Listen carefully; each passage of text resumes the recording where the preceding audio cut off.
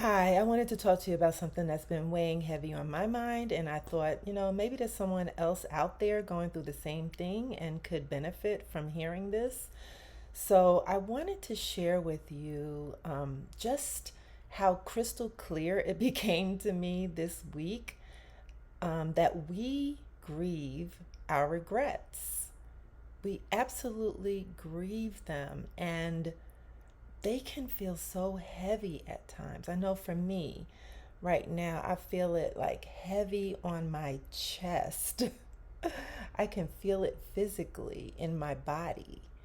And so I'm sure I'm not the only one who knows what that feels like.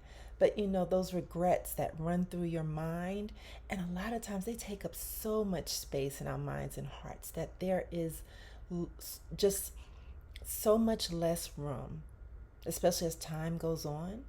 There's less and less room for joy in our lives because that space is being occupied by regret.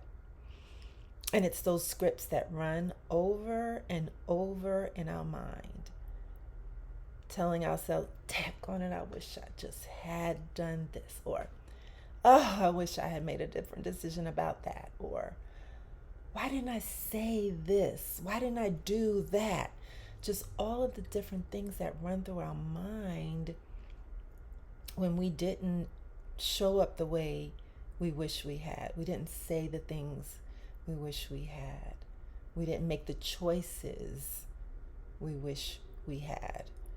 And so it's so important to do this work, to process the grief of those regrets, all of the emotions that come up. Let them have room and space, acknowledge them so that you can have room for joy to breathe again in your life, like in a big way, not just in a little way, right? Because I'm telling you that grief just pushes out the joy.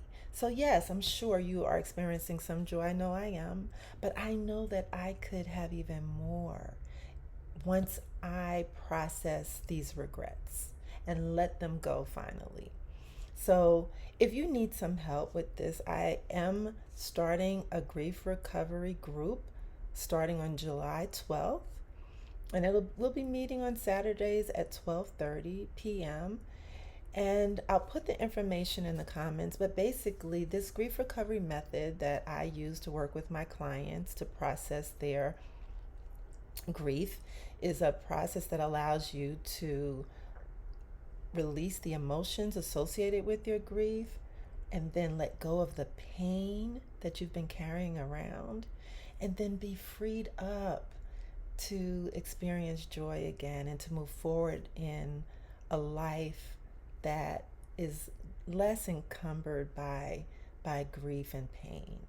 We will always feel sadness about the things that we've lost and the things that we wish we had done differently, the relationships that have failed, um, the jobs that didn't work out the way we wanted, all the different things that come up in our lives that cause us to grieve. We will always feel some sadness sometimes when we think about them, but we don't want to be gripped by the pain to the point that we aren't able to fully love our lives again and be able to move forward with a life that, yes, it's different, but it is our life, and we honor it and we move forward in it with joy again and as our new selves, because we are forever changed when we grieve. We are forever changed.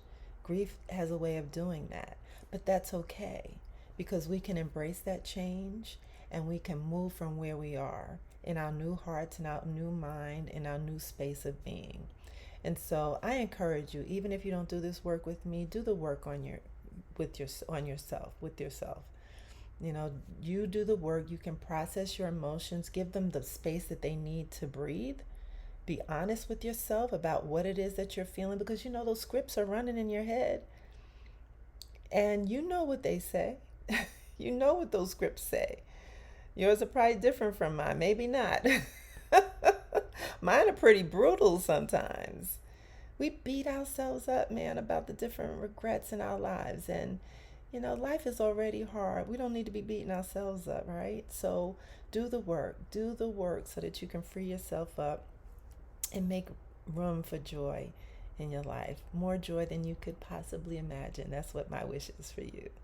So, like I said, if I can be of help, please reach out. If not, do this work on your own. Find a friend.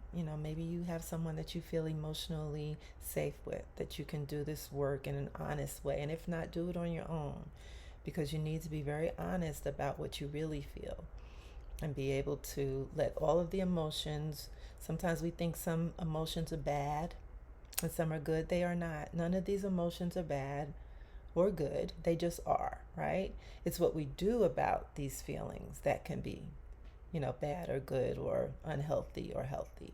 But the emotions themselves are just that. They are just the emotions, and they need to have space and room to be felt and acknowledged. So if it's envy or jealousy or anger, frustration, happiness, sad, all of the emotions are fine, because they are, and you need to be honest about them so that you can let go of the ones that no longer serve you.